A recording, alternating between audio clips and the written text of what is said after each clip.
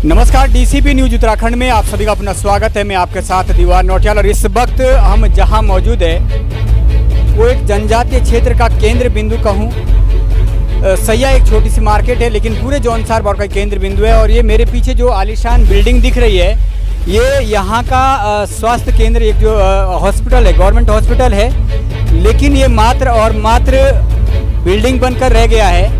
इसके अंदर सुविधा नाम की कोई चीज़ नहीं है। पूरा संपूर्ण जौनसार बॉर्डर का क्षेत्र इसी रास्ते से होकर गुजरता है। इमरजेंसी के दौरान है किसी भी तरीके की व्यवस्था यहाँ पर देखने को नहीं मिलती है। अभी हाल ही का मैं जिक्र करूँ तो अभी क्वानू जो सैया क्वानू मोटर मार्ग जो है उस पर दो बालक जो कि आरा के बताए जा रहे हैं, उन्हें किसी सामान के लिए सैया भेजा था और सैया से आरा के लिए जा रहे थे। थोड़ी सी तेज़ गति में शायद थे, हेलमेट नहीं पहना था, जिस कारण से वो किसी 4 व्हीलर से टकरा गए और उनको हल्की सी चोटें आई है। लेकिन क्योंकि चोटें थोड़ी सी सिर की थी, जिस कारण से हमें लगा कि कहीं ना कहीं इनका जो है सीटी स्कैन या एमआरआई होना चाहिए, लेकिन यहाँ पर सीटी स्कैन की व्यवस्था है ही नहीं। जब हमने डॉक्टर को पूछा कि कहीं ना कहीं एक आशंका बनी रहती है कि सिर की चोटें कहीं गंभीर ना हो जाए तो इसका सीटी स्कैन किया जाना आवश्यक है, लेकिन सीटी स्कैन की यहाँ पर व्यवस्था नहीं। अब आप अंदाज़ा लगा सकते हैं, हम 21वीं सदी में जी रहे हैं, चांद पर देश पहुंच चुका है, लेकिन दूसरी ओर यदि हम धरातल पर सुविधाओं की बात करें तो जौनसार बॉर्डर के क्षेत्र की खासतौर पे बात करें तो शिक्षा और स्वास्थ्य की स्थिति इतनी दयनीय है कि कुछ कहा नहीं जा सकता है। ये सामुदायिक स्वास्थ्य केंद्र सैया की बड़ी बिल्डिंग है और इस बिल्डिंग के अंदर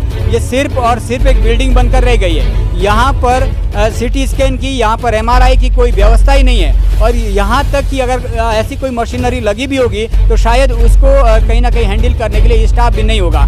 देखने वाला विषय ये है कि आज जब हम 21वीं सदी में जी रहे हैं, यहाँ से कई चुने हुए प्रतिनिधि है। फिर चाहे विधायक की बात करें, लगातार 6 बार यहाँ से प्रीतम सिंह जी विधायक चुनकर गए हैं। इसके अलावा जिला पंचायत अध्यक्षा उत्तराखंड बनने का लगातार वो जिला पंचायत अध्यक्षा रही है श्रीमती मधु चौहान जी। इसके अलावा सांसद जो है गढ़वाल की मालाराज लक्ष्मी शाह जी, वो भी, उनका भी यही क्षेत्र है।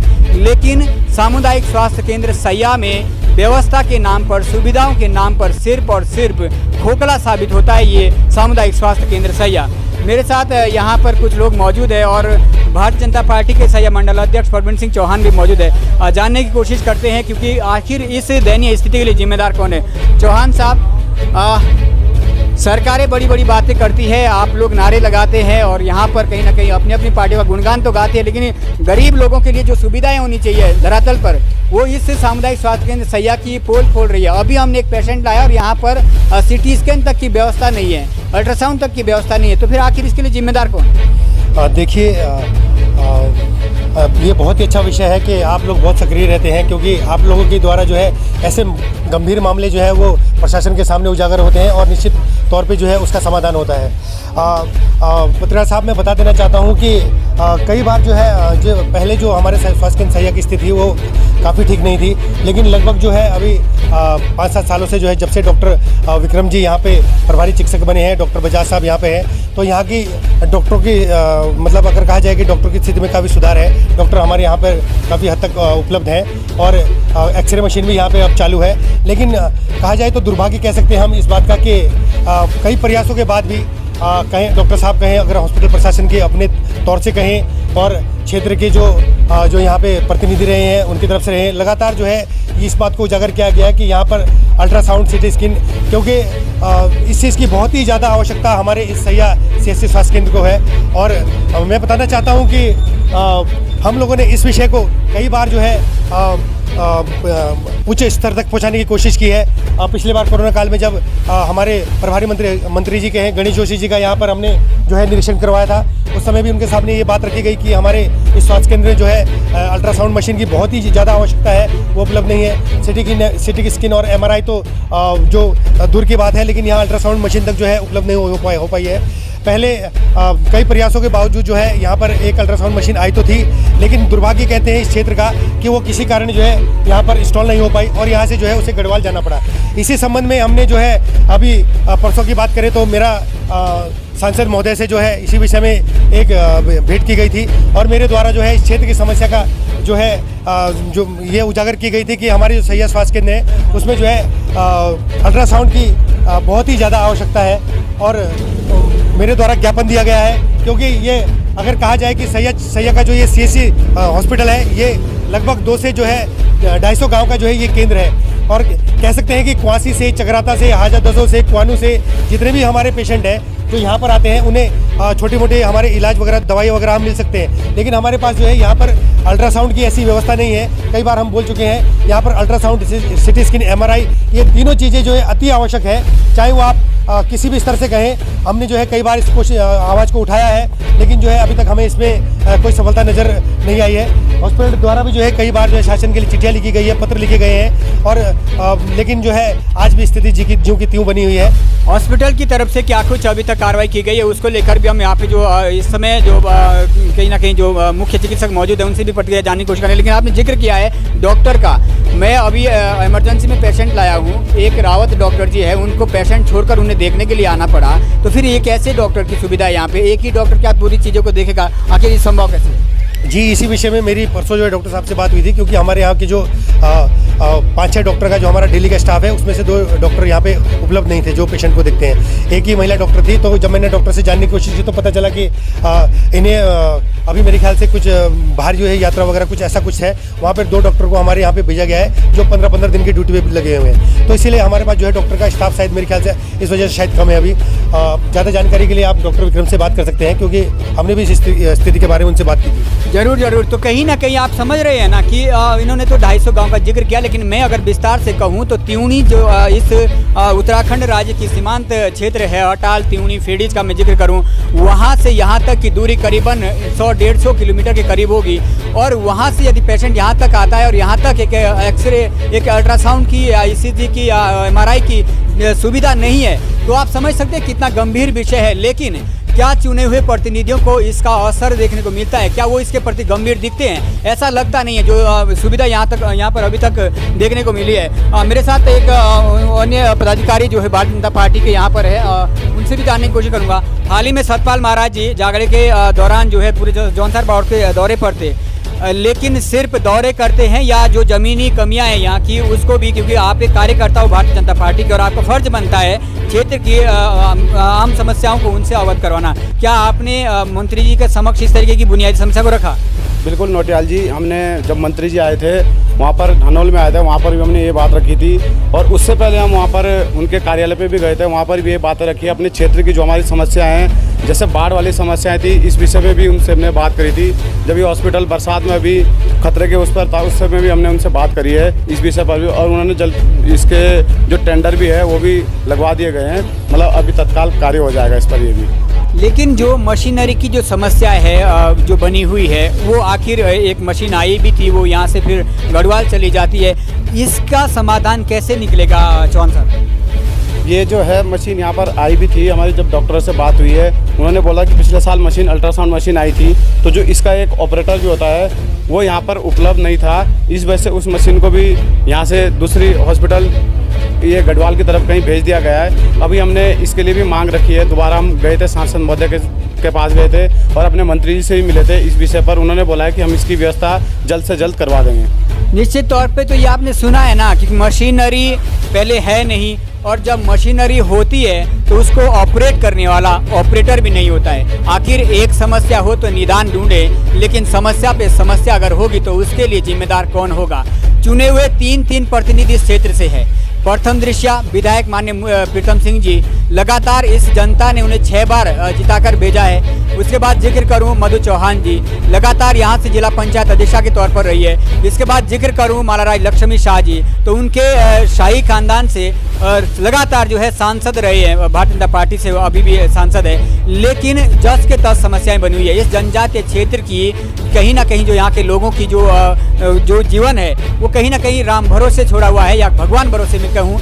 यदि अभी मैं एक पेशेंट को यहाँ ले आया हूँ, यदि उसको कुछ ना कुछ हो जाता है तो फिर आखिर उसके लिए जिम्मेदार कौन होगा? क्योंकि त्यूणी से लेकर सैया तक का मैं जिक्र करूँ तो अल्ट्रासाउंड मशीन नहीं है, ECG मशीन नहीं है, और कहीं ना कहीं जो MRI मशीन है वो नहीं है। और ये मशीनें अगर आती भी है तो उसके लिए ऑपरेटर नहीं होता है। तो आखिर फिर ये कमियां कौन दूर करेगा? कहीं ना कहीं चुने हुए प्रतिनिधियों का जमीर कब जागेगा कि वो अपने उन जनता के प्रति कुछ तो जिम्मेदारी समझे जिस जनता ने उन्हें उस ताज तक बिठाया है जहां पर रहकर वो आज कहीं ना कहीं अपने जो ऐशो आराम की ज़िंदगी जी रहे हैं उसके लिए कहीं ना कहीं ये जनता ही उनके लिए जिम्मेदार है। लेकिन देखने वाला विषय होगा, हम डॉक्टर से भी जानने की कोशिश करेंगे कि आखिर इस डाया डोल स्थिति के लिए जिम्मेदार कौन है और हॉस्पिटल में यदि डॉक्टर नहीं है तो फिर डॉक्टर कहाँ है, कितना स्टाफ है, ये सारी डिटेल। आइए सीधा चलते हैं चिकित्सक के पास। डॉक्टर सामुदायिक स्वास्थ्य केंद्र सैया की अगर मैं स्थिति की बात करूँ, अभी इमरजेंसी पेशेंट आया है, आपके आपातकाल कक्ष में कोई डॉक्टर नहीं है, पहली बात। दूसरी बात, आपके MRI ECG ये अल्ट्रासाउंड की कोई व्यवस्था नहीं है। डॉक्टर इतना ही क्राउड बैठे हुए हैं तो कितने पेशेंट देखेंगे? बुखार से पीड़ित बाहर भीड़ लगी है लोगों की, बाकी शिकायत हो स्थिति के लिए कौन देगा? इस समय हमारे पास जो है डॉक्टर जो है 7 डॉक्टर है टोटल, उसमें से जो है 3 डॉक्टर तो PG करने जा रखे हैं। 2 डॉक्टर हमारे जो है नीचे उसमें उनके कोरोनेशन हॉस्पिटल में ड्यूटी लगी हुई है। 1 डॉक्टर हमारे वहाँ जा रखे हैं ऋषिकेश में। तो इस समय हमारे पास 3 डॉक्टर हैं, जो कि 1 महिला डॉक्टर है और 1 इमरजेंसी डॉक्टर है। और जी तो आखिर जो इधर उधर जा रहे, कोरोनेशन जा रहे, PG करने जा रहे, उनका वैकल्पिक माध्यम से ना चाहिए ना कि यार ये जनता राम से छोड़ दी? नहीं, इसमें ये है कि हमें ये भरोसा दिलाया गया है कि जो कोरोनेशन में डेंगू के तहत लगाई गई थी ड्यूटी, वो डॉक्टर हमको वापस मिलने वाले हैं। और जो हमारी 4 धाम में ड्यूटी लग रही थी उसमें भी हमें डॉक्टर वापस मिलने की संभावना है अभी। आखिर कब तक मिलेगी? ये अब मेरी बात हो गई है CMO सर से, तो वो कह रहे थे कि इसका लोड अभी कम हो गया है डेंगू का, तो हम इस हफ्ते तक वापस भेज देंगे। डॉक्टर है, कितने दिनों से वो यहाँ से गैरहाजिर चल रही है, ड्यूटी में तैनात है? नहीं, वो करीब एक महीने से है। 1 महीने 1 महीने से। 1 महीने से यहाँ उनका विकल्प तैयार है? वैकल्पिक यही हमारे पास 3-4 डॉक्टर हैं, तो यही आपस में जो है रोटेशन करके ड्यूटी करते हैं। लेकिन तब तक तो लाइन में पेशेंट मर जाए ना, डेंगू है, बुखार है, क्या नहीं हो सकता है? रिपोर्ट देखा आपने इस तरीके से डेंगू पेशेंट मर रहे हैं और ऐसी स्थिति में अगर ये लाइन लगी रही तो डॉक्टर को निकलना ही संभव होता है? नहीं, अभी 2 डॉक्टर हमारे बैठे हैं, महिला के लिए अलग है और जो जनरल पेशेंट है उसके लिए हमारे अलग डॉक्टर हैं। और इसके लिए अभी इसी संबंध में मैंने सर से बोला कि हमारे पास भी जो है अभी मरीजों की संख्या बढ़ रही है, अतः जो है आप हमारे डॉक्टर को वापस करेंगे। महकमे के साथ ही स्वास्थ्य के इस सामुदायिक स्वास्थ्य केंद्र सैया में जो कर्मचारी मौजूद है उनकी भी आज कुछ स्थिति ऐसी है कि ना यहाँ से छोड़ पा रहे हैं ना कर पा रहे हैं। कारण क्या है वो आप खुद उनके माध्यम से ही हम आपको जानना चाहेंगे। शायद आपने जिक्र किया है कि 8 महीने से आपके पगार नहीं मिली है, तनख्वाह नहीं मिली है, क्या जिम्मेदार माना जा रहा है, क्यों नहीं मिल रही है? डॉक्टर का क्या कहना है? सर, डॉक्टर का कहना यह है कि आप लोगों का रिन्यूअल नहीं हुआ है। हमारा रिन्यूअल आज तक ऐसा नहीं हुआ था कि पहली बार ऐसा हुआ कि 8 महीने तक सैलरी नहीं आई है। और आप लोगों को ये पता है अगर सैलरी नहीं आएगी तो बच्चा आगे कैसे पढ़ाएंगे, कैसे राशन पानी लाएगा और कैसे अपना स्वास्थ्य बचाएगा? तो कहीं ना कहीं आप समझ रहे हैं ना, रिन्यूअल नहीं हुआ है। शायद उन डॉक्टरों का खुद का अगर रिन्यूअल नहीं होता तो अभी सफ़ेद पट्टी बांधकर, काली पट्टी बांधकर रोडों पे उतर चुके होते। लेकिन इन गरीब लोगों की यदि समस्या है तो उस समस्या को संज्ञान में लेना वो प्राथमिकता ही नहीं समझते शायद। और यदि अभी तक रिन्यूअल नहीं हुआ है तो फिर आखिर कब होगा? जब एक गरीब का परिवार बर्बाद हो जाएगा, जब गरीब के घर में कोई भूखा मर जाएगा, जब गरीब के घर में कोई बीमार मर जाएगा क्योंकि वो लाचार है, वो इलाज नहीं करवा सकता है। 8 महीने से जिसे पगार नहीं मिली है वो घर की रोटी कैसे चला रहा होगा, ये उसी से जानते हैं। कहीं ना कहीं अभी यहाँ पर जो मुख्य चिकित्सक है उनके माध्यम से या आला चिकित्सा अधिकारियों को आपने कुछ इस संबंध में ज्ञापन वगैरह दिए है? सर, विज्ञापन तो ऐसी लिखित तो दिया नहीं है, पर यह है कि हमने सर को बताते जाए कि सर हमारी सैलरी नहीं आई है, क्योंकि मेरा बेटा खुद भी देहरादून में है और उसकी फीस नहीं जा रही है। तो उसको बार बार जो टीचर है वो कहता है कि अगर तुम्हारी फीस नहीं आएगी तो आपका बेटा बाहर हो जाएगा, क्योंकि मैंने शुरू में 50,000 रुपये जमा किए। अगर आगे मेरे पैसे नहीं जाएंगे तो मेरी स्थिति बिगड़ जाएगी और बच्चे की भी स्थिति बिगड़ जाएगी। तो आप देख सकते हैं स्थिति ऐसी है कि बच्चा अनपढ़ रह जाएगा, घर जो है वो भूखा मर जाएगा, लेकिन कोई सूद लेने के लिए तैयार नहीं है। उम्मीद करेंगे अगर किसी का तो ज़मीर जागेगा, स्वास्थ्य महकमे के भीतर कोई तो ऐसा होगा जो अपना ज़मीर जगाएगा और इस डिपार्टमेंट की अपने कर्मचारियों की समस्याओं को आगे रखेगा। फिलहाल तो ये हाल है सूरत, आपने सीधा देखा डीसीपी न्यूज के माध्यम से ग्राउंड जीरो से सैया सामुदायिक स्वास्थ्य केंद्र से। और सामुदायिक स्वास्थ्य की स्थिति इस समय ये है कि कहीं ना कहीं एक डॉक्टर, अगर मैं कहूँ, रावत जी यहाँ पर मौजूद है और उनके पास लंबी लाइन लगी हुई है। इसके अलावा विक्रम सिंह जो कि मुख्य चिकित्सक है यहाँ पर, उन्होंने कहा है कि कुछ डॉक्टर जो है अन्य जगह जो है ड्यूटीरत तैनात किए गए हैं, लेकिन उनका विकल्प यहाँ पर अभी तक नहीं हो पाया है। अटैचमेंट के तौर पर अगर मैं जिक्र करूँ तो इस दूर दराज क्षेत्र के कई ऐसा स्टाफ होगा जो या तो सीएमओ कार्यालय देहरादून में कार्यरत होगा, या फिर अन्य दून हॉस्पिटल में होगा, या फिर अन्य जगह मैदानी भागों में होगा।